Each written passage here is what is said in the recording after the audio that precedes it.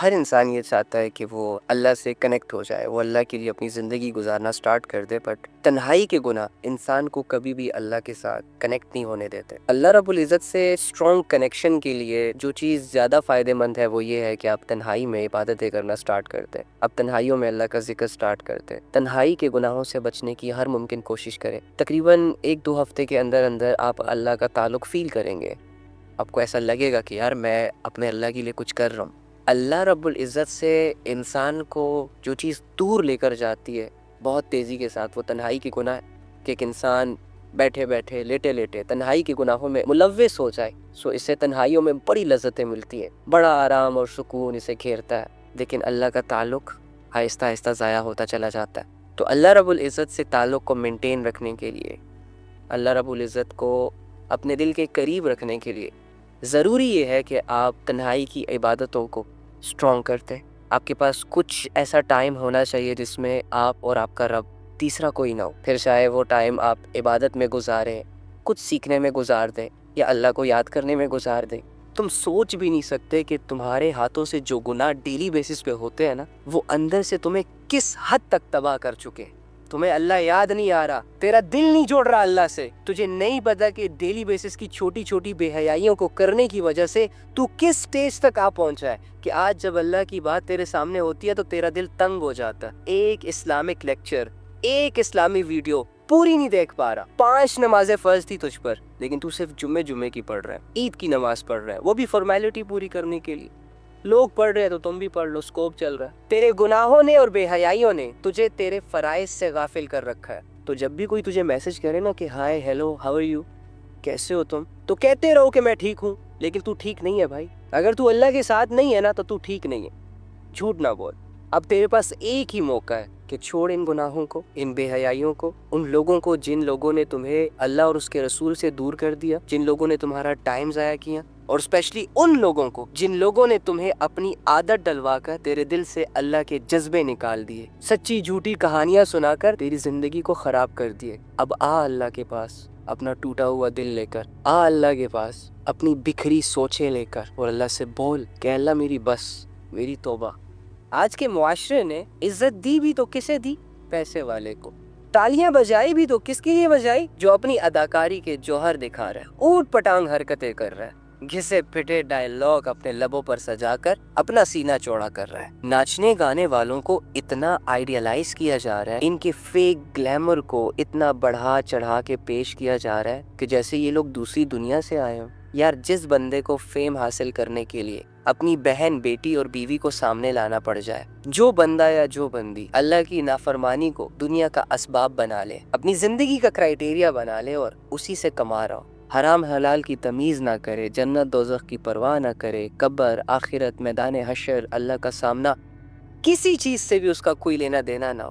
جو لوگ پیسے کے نشے میں، فیم اور گلیمر کے چکروں میں اپنے ان جسموں سے کہ جن جسموں کو ڈھانپنے کا حکم ہے قرآن میں، ان جسموں کی نمائش کرنا سٹارٹ کرتے ہیں، صرف اس وجہ سے کہ کپڑے جتنے چھوٹے ہوں گے، لوگوں کی اٹینشن، لوگوں کی اٹریکشن اتنی زیادہ ہماری طرف آئے گی۔ جس بندے کا ضمیر اتنا مر چکا ہو کہ اس کے دل کو اللہ کی بات ہی نہ سمجھ آ رہی ہو، مجھے بتائیں کیا یہ سارے لوگ اپنے لیے اچھے فیصلے کر رہے ہیں؟ میں جو آپ لوگوں کو کہتا ہوں نا کہ ان لوگوں کو دیکھنا چھوڑ دیں، ان لوگوں سے متاثر ہونا چھوڑ دیں، ان لوگوں پر اپنی زندگی، اپنا قیمتی ٹائم لگانا چھوڑ دیں، یہ اس لیے کہتا ہوں کیونکہ یہ لوگ بہت سیلفش ہیں، یہ اپنے لیے اچھے فیصلے نہیں کر پا رہے۔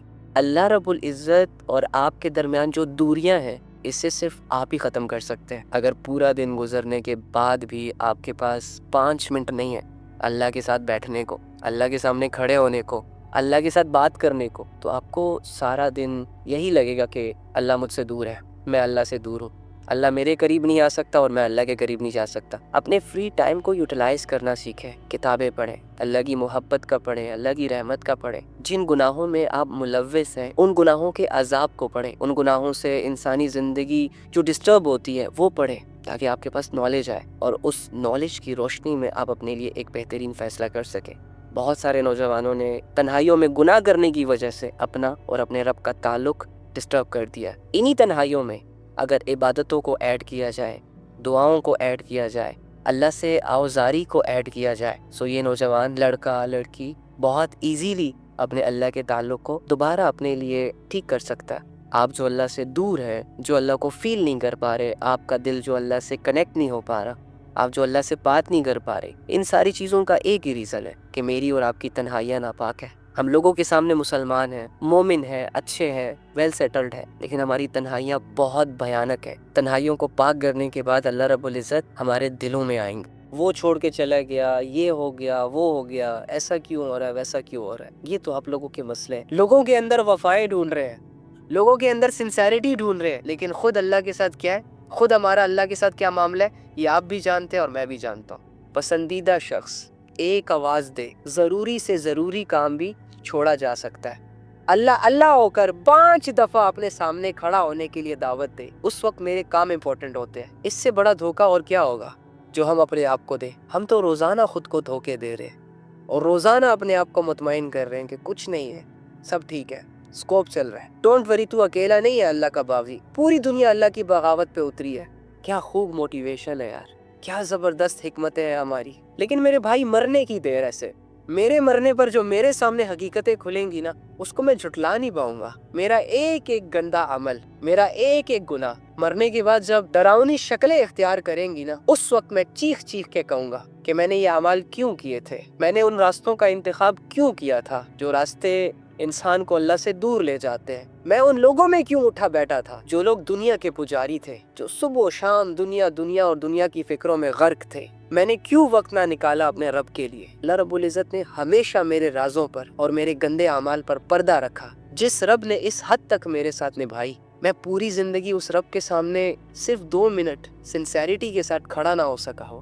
اللہ فرما رہے ہیں کہ اگر تم لوگ میری یاد سے منہ موڑو گے، اگر تم لوگ مجھے بھول جاؤ گے نا، تو میں تمہاری زندگیوں کو تنگ کر دوں گا، سب کچھ کے ہوتے ہوئے سکون کو ترسو گے۔ اگر گناہوں میں آگے نکل گئے نا، اللہ تمہیں بلائے اور تم اللہ کی طرف نہ آؤ، اللہ پھر تمہیں بلائے، پھر تم نہ آؤ، پھر بلائے، پھر نہ آؤ، بار بار اگنور کرو، بار بار اگنور کرو اللہ کو، روزانہ اگنور کرو اللہ کو۔ اللہ کی طرف سے روزانہ تمہارے دل میں توبہ کے جذبے پیدا ہوں، روزانہ خود کو بدلنے کی سوچ پیدا ہو، لیکن کسی وجہ سے، کسی حرام کام میں ملوث ہونے کی وجہ سے تم اللہ کی طرف نہیں جا رہے، وہ موقع بار بار گوا رہے ہو، تو ایٹ دی اینڈ تمہارے ساتھ کیا ہوگا؟ تمہیں تمہارے گناہوں کے حوالے کر دیا جائے گا۔ پھر وہ گناہ کتنا کرو گے؟ تو اگر تمہارا گناہ زنا ہے تو کتنی دفعہ کر لو گے زنا؟